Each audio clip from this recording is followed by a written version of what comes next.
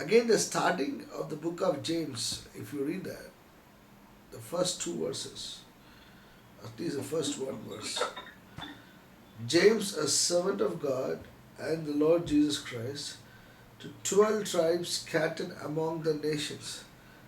Very clearly talking about the tribes of Israel, talking about the people who were the followers of Jesus Christ, who came to the knowledge of Jesus Christ, and he's writing to them. And now he's telling them, consider it pure joy, considering them as a seed of perseverance, because the Jewish people have a history of going through persecution to different emperors and kings. They were they had a history of being persecuted. So James uses that analogy and brings it into the new faith what been found in Messiah, according to him. He says, don't worry, this is just, we are used to this kind of persecutions. We are used to this kind of pain. We are used to this kind of struggle. So we need to persevere in that. That is why he is starting with the context of being persevere when you face different kinds. So what was he trying to tell? He was trying to tell that as a Jew, you went through a lot of pain because of your faith in God. Now, even now that once you know the Messiah, you will still go through a lot of pain because of your faith in God. So these are the trials what is coming ahead of you, and you must know that we need to prepare a way for this. Then he comes up with the analogy of testing of your faith produces perseverance. Perseverance produces has to finish its works and mature and complete. So these are the words what he used. The perseverance has to be matured and complete. Then what does it prepares? Not lacking anything to it and finish to work, so that the wisdom you should ask God. It says very clearly that for the maturity and the completion of your pain, you need God's wisdom. You need God's wisdom, and if you lack it, you should ask God.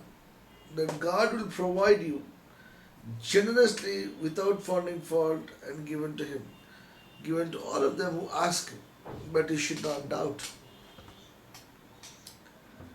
I think when he's writing, there's a lot of characters he would have thought in his mind. Maybe he would have thought about Daniel, he thought about the situation what happened in Egypt.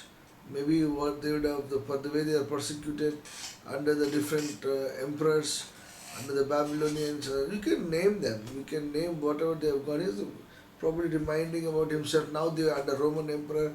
They are still not free. They are still into a bondage. They don't have a free religious practice. Yes, Messiah came. Yes, they were free in their may not be physically, but spiritually they are free now. But he is considering all that pain. I said, we need to know that sometime we need to have the wisdom of God to come out of the trials and the testing of your faith. Now, I don't understand. When I read it first time, I didn't understand that this is going to create a value system for me. But I do understand now that when I go through trials and struggles, I need God's wisdom. I need God's wisdom. I think that is where you and I have to focus on today.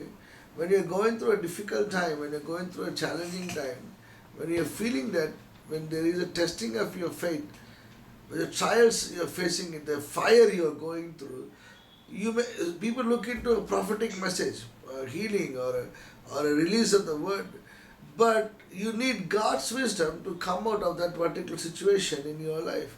And that was book of James chapter 1 is saying very clearly that you need to have godly wisdom. Ask God without doubting it. If you doubt, it will be like a man who is waving, like a wave on the sea, blown, tossed wind here. Those who doubt should not think they will receive anything from the Lord. They are double-minded, unstable in all they do. And I want to really focus on the double minded, unstable in what they do. Have you seen those people who follow Christ, who follow different advices?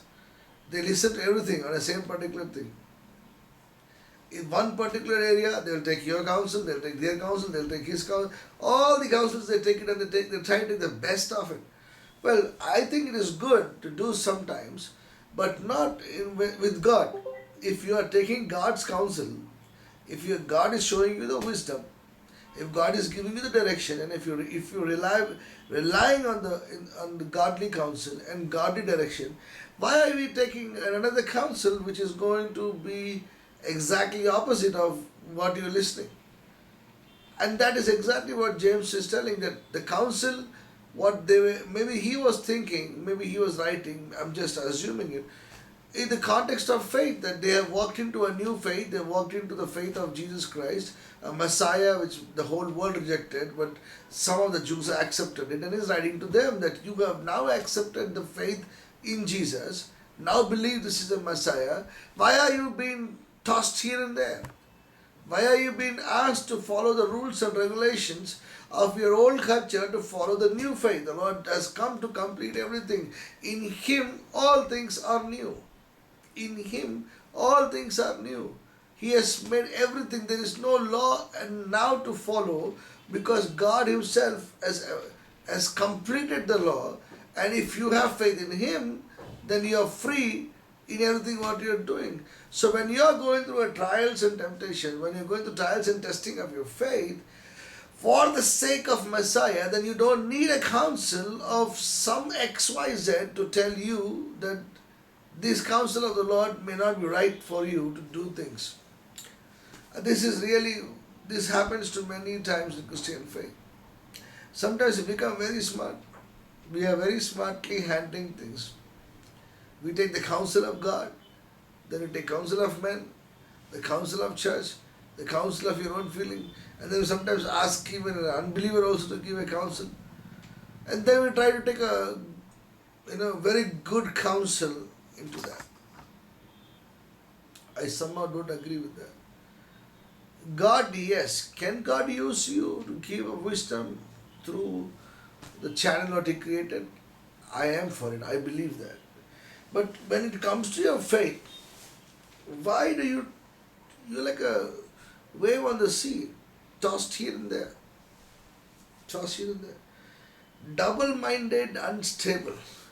My problem, my really problem in the church ministry, I think my biggest problem is people who are very spiritually strong. It is sad to say that. My understanding of that, sad to say that, spiritually strong are very unstable, double-minded.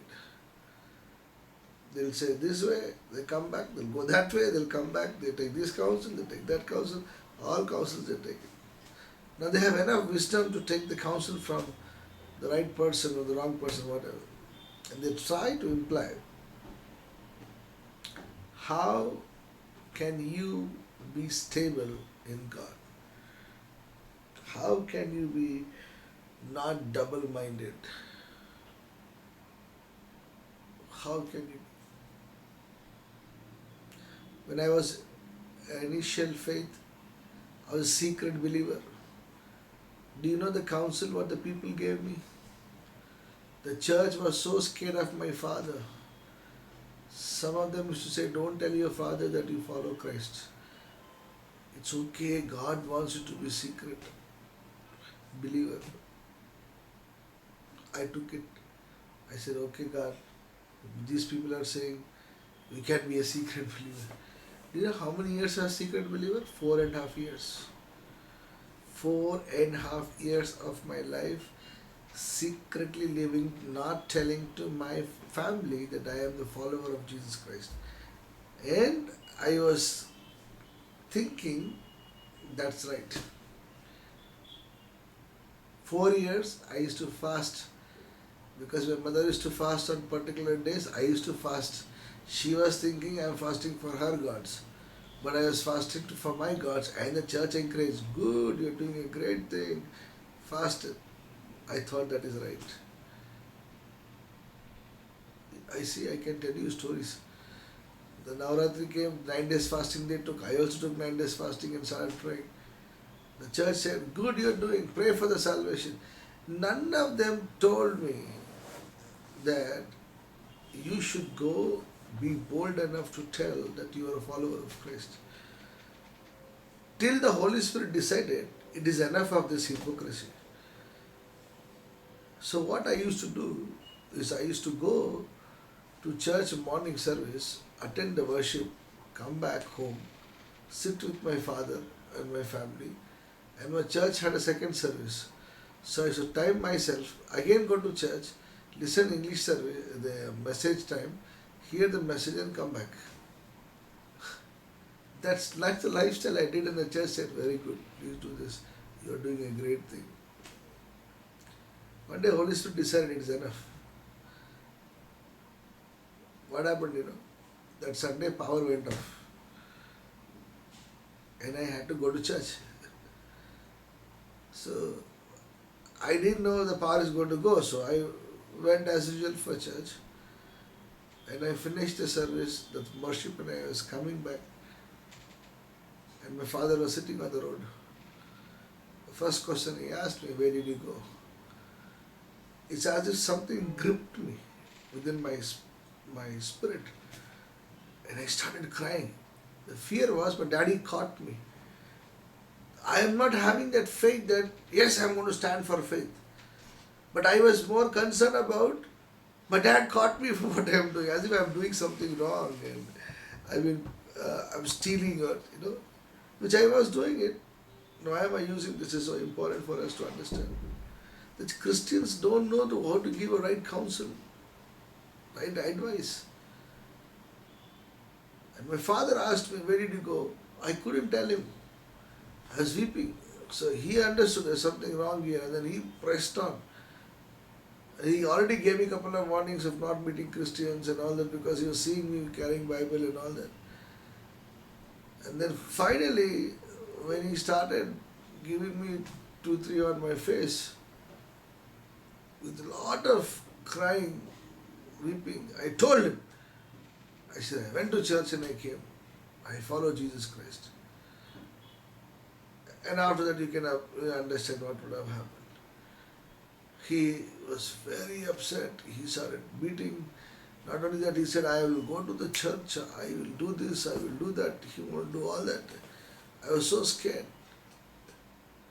But in my heart there was such a peace. I cannot tell that. I said, Ho gaya. It is done. It's finished. I can never explain to you what happened that day. He threw me out of the house. He said, take your bicycle and get out of the house. I'm not giving you the clothes, I'm not giving you anything. Get out from this place. So I took the bicycle. I went to a believer's house. I'm telling you, I went to a believer's house and I was crying. Happy inside, but I was crying. Because he beat me very much and it was painful. I told that my father has done this and I've been thrown out of the house. The first thing that sister asked me is the daddy going to come here? She asked. I said, maybe he said he's going to persecute he's going to come behind the church. She asked me to go to the house. यहाँ से जाओ, आप कहीं जाके छुप जाओ, he said. I can't believe it. Like, I thought still I'm thinking, so naive that I don't want them to be persecuted, because of me. So again I went out for almost 7 hours under a tree on the ground, sitting there, no food, no money. So I had to sit there.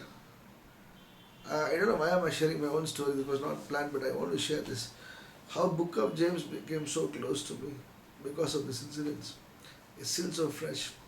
I realized that my father, after 6 hours, like a madman, he was searching for me. Dad is a very big guy, huge guy in personality. He's searching for me. He's going to believer's house. He's going to Christians' houses. He's not asking, did my father, son accepted Christ? Now he's saying, where is my son? That I can't forget that incident. My friend started searching for me. Where are you?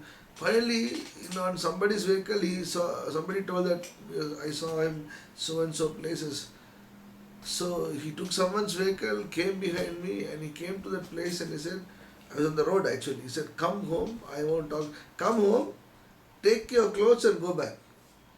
I was so naive, I was thinking maybe daddy is telling the right thing, so I went home on the cycle to take my clothes so that I can be free. In my mind I am thinking, by then I got an offer from a pastor saying that leave your family and come back. I will take you to the Bible college and you'll be a great witness for.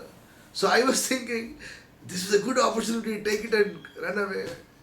But I went home, he locked me in the room. And that time I felt very angry against him, that why is he doing this? I was about to go away and things like that. But friends, I'm telling you, that was the best thing my father did. He put me in the room. And then the Lord spoke to me. What I have done is wrong. I've been trying to hide myself. I'm trying to hide myself under the worldly wisdom. Whereas God is saying, for my name's sake, you will be persecuted. For my name's sake, you will be insulted. For my name's sake, you will be thrown out. For my name's sake, you will be spat upon. For my name's sake, you will be insulted. You have to take that. And that is the way where the Lord is doing. Will do it. I avoided that 4.5 years, but God took me through a series of pain. Through that testing of faith, I realized that at one point I had to decide whether I love Jesus or I love the world. And that's exactly what it is saying. That if you are unstable in your faith, if you're doubting your faith, you will be unstable and double-minded. Double-minded Christians are very dangerous. You know what I did? I left the church. I left the church because I knew that the church isn't giving the right counsel. The pastor himself said, your father looks to be very dangerous, don't come here, he said. I left the church. Then I went to the Assemblies of God church and I asked the pastor. You know what pastor said? If I was your pastor, the day one I would have told you to be open, to tell you about your faith. I knew, okay, this is something right. He's giving the godly counsel. 1993, I joined the Assemblies of God. In that 6 months, I went to so many churches to find out the doctrine and the teachings and the counsel. But when I found the one word, he says, for the name of Christ, you may be insulted. What are you shying of? In your own family? With your own persecution in the family, in the job, in the place? You're keeping that counsel of the world and trying to grow spiritually. I did that and I suffered. I lost 4.5, 5 years. The Lord was good to me that He did not allow that years to go, but experientially counting as too young, I was just 13, 14 years old, so that did not matter now. But are we doing the same thing? We are so scared about telling the truth. We are so scared about releasing the truth. The Lord saying the testing of faith builds a perseverance, perseverance builds a faith, faith that has to develop and complete its work, and then it will produce the harvest of righteousness. It's very clear. He's telling to Jewish people, you need to go through this testing of trials, brothers and sisters. Maybe you are going through one, you're trying to hide something, the truth. Maybe your truth is hiding. It's time to change. It's time to change. It's time to know that the Bible is saying believers in humble circumstance ought to take pride in the high position. I really believe that position because after my father locked me up in the room, I couldn't pray. One side idols, one side the washroom, and the other side is the cot. Where will I look? If I turn this side, the idols are there. I cannot pray in the bedroom. So I had to choose to pray in the washroom. I had to sit down and pray in the washroom. It was in a very humble circumstance. I said, God, can you come to this washroom? And I felt the Holy Spirit God talking to me about the visions and the souls being saved and this miracle is going to happen, that is going to happen. I'm like, in the washroom, God, are you going to speak to me? You're going to speak to me here. In humble circumstances. I'm really challenging you all. Are you really looking at God's counsel or your own counsel? Someday you will go through this testing of faith. He will take you. You will not, He's not like you'll avoid it. The only avoiding thing is you'll die. But He will take someday, rather be today. Rather be free. Rather be free in thy spirit. Rather be free in your spirit and say, this is God's counsel. Yeah, I am not foolish to go and declare it to everyone just like that. No, there has to be a reason. In our church, we are 85% non-Christians background. We don't just give baptism like that. I wait and I wait and wait. I think in a year 3 or 4 times I give a baptism. That's it. Not like every month. People don't like me for that. That's okay. But I want people to take their own time. But I also want to make them know that this is the time. Expose your faith. Not with the worldly counsel, but the counsel of the Lord. What wrong is this? Why are we taking the worldly counsel and shivering, wavering like a sea, the wave tossed on the sea? Bible is saying, those who withstood distrust will receive the crown of life.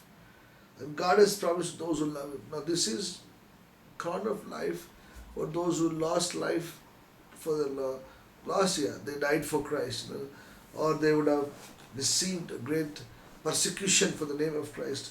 God, because of the love of Christ. Now, I'm really telling you this. Let us practice this. Let us practice, let the truth be truth. Let the word be word. Let your lifestyle be the lifestyle of the Bible. Don't fear anybody. Don't fear anybody. The pastor told me, can you believe a pastor told me, leave your family and come. We will train you, we will equip you, you will be a very good testimony. 93, finding a Rajput Hindu convert would have been a miracle for somebody. Today, there are hundreds of people are there maybe. And they want to take me up and put up and things like that. But God told me to stick to the persecution, stick to the family, because God has a plan for the family. I did. I didn't divert. I never want to divert.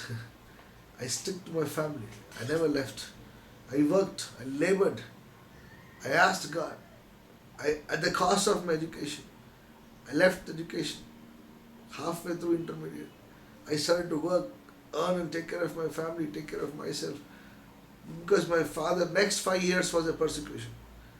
Next 5 years was driving me to temples, driving me to the places, Babas here, there, everywhere. I can't tell you where all they have taken me. But that 5 years of my life has been the most beautiful journey with Christ. I think I learned so much in those 5 years of persecution than being free in Christ. Today, it's a lot of freedom, but a lot of laziness is there. That time there was no scope of laziness. You have to fill. I'm telling you, let us not practice godly wisdom with a worldly wisdom. And that is exactly what is writing. Why book of James is so vital? Because the council, 15th chapter, is focusing on this. You will see how it is, how they are focusing on the book of James, how he is writing to them. It's so beautiful. Are we using God's counsel? And let me just complete this portion today. Blessed are those who persevere under trial, because when they stood the test, they will receive the crown of life, and God promised those who love Him. When tempted, no one should say, God is tempting me, for God cannot be tempted by evil, nor does it tempt anyone. But each of you is tempted when you are dragged away by own evil desire and enticed. You are dragged away by your own evil desire. This is a very important thing. Persecution because of your own evil desire is not persecution. It is your own, you brought it up on you. You brought it up on you. On this class, I want to share something which I never shared with anybody in my entire life, but I do want to share this. My parents thought a very good strategy. You know what is the strategy? They got a very beautiful, good looking girl into my life when I was 21 years old. My own cousin, and my mother was the reason. She went ahead and spoke to them that maybe if he gets married to this girl, he will come out of the, whatever he's getting into. And she was really beautiful, trust me. And then, a 21 years old guy, what do you expect? In my mind, I thought, I'll marry her and convert her to faith.